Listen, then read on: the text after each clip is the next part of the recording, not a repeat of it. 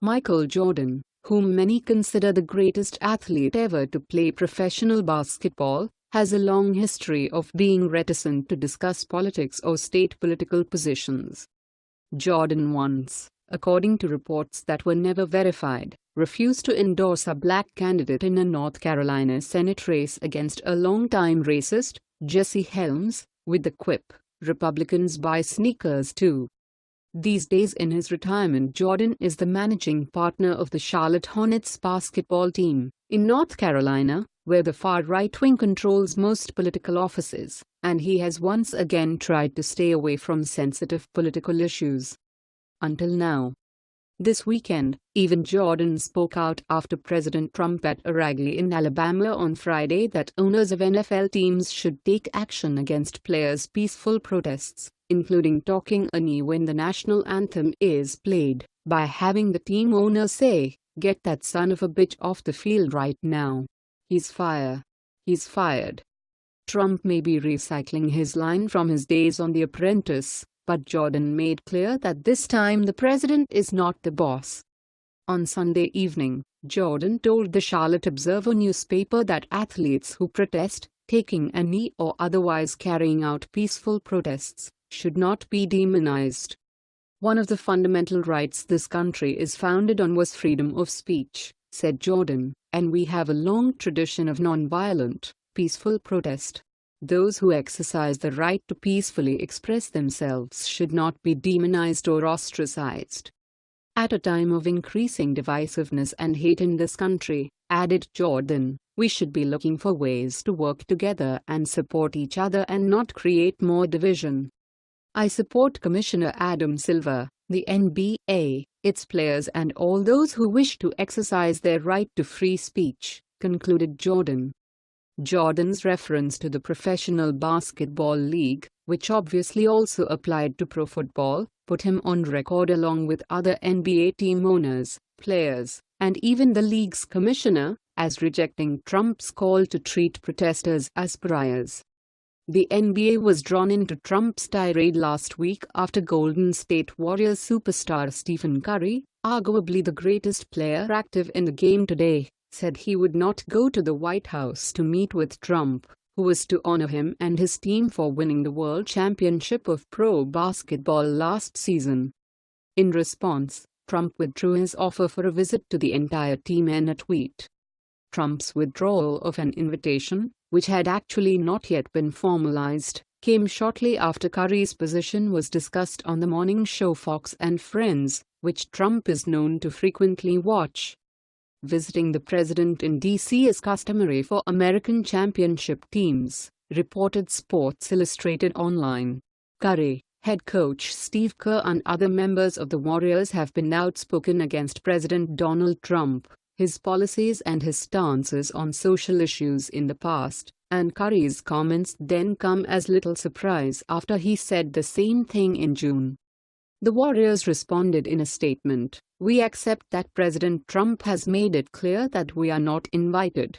We believe there is nothing more American than our citizens having the right to express themselves freely on matters important to them. We are disappointed that we did not have an opportunity during this process to share our views or have an open dialogue. No issues impacting our communities that we felt would be important to raise." The Warriors announced that the team would still visit Washington, D.C., but this time it would be to celebrate equality, diversity, and inclusion, the values that we embrace as an organization. On Saturday, Warriors general manager Bob Myers told ESPN that the team was considering a visit to the Smithsonian National Museum of African American History and Culture while in the nation's capital.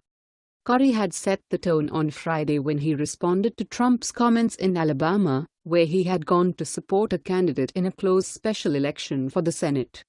"You can talk about all the different personalities that has said things and done things, from Kaepernick to what happened with Michael Bennett to all sorts of examples of what has gone on in our country that has led to change," Curry told reporters on Friday.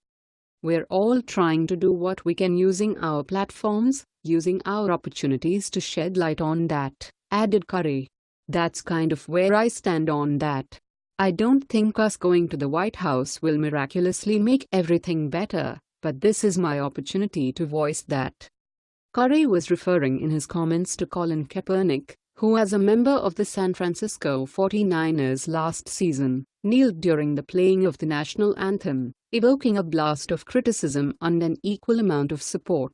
Kaepernick, despite an outstanding record as a quarterback, has been frozen out of football this season. His other reference is to Michael Bennett Jr., a defensive end for the Seattle Seahawks, who in August sat down on the bench when others stood for the playing of the national anthem. Both Kaepernick and Bennett were protesting the racism in American society and what they see as unequal opportunities based on race among Americans. When he protested, Bennett told ESPN it would take a white player to really get things changed because when somebody from the other side understands and they step up and they speak up about it, it would change the whole conversation. Thanks to the racist comments by Trump, Bennett's wish came true this past weekend, as white athletes on many NFL teams joined in the protests. This is fostering many more conversations about racism, but also about the right of athletes, often highly paid, to use their sports platform to share their political views. Trump has also managed to upset many in his base who are avid sports fans and bring forth comments from some who agree with him. In his bluster and efforts to paint sports stars who protest peacefully as un-American, what Trump has really done is show the huge divide in America which has only grown since he became president. Trump's actions and those of his Justice Department and others in his administration have had the effect of rolling back generations of efforts to enforce civil rights laws so that all people, regardless of their color, religion or where they were born, can feel they have an equal opportunity in America. Instead, Trump has started a race and class battle that is poisoning the atmosphere but is also firing up a new level of activism among many Americans who have just shrugged in the past about the inequalities in our society. So Trump, by attacking peaceful protest, by his racist actions, even as he denies he is a racist, has done what politicians, money, and media have not been able to do: get people talking about equality, getting citizens fired up to speak out and hopefully in the future to vote in those who do believe America is for everyone, no matter their color or religion. And if that happens, then the voters will have the final say to Trump, and the final words will be, "President Trump, you are fired."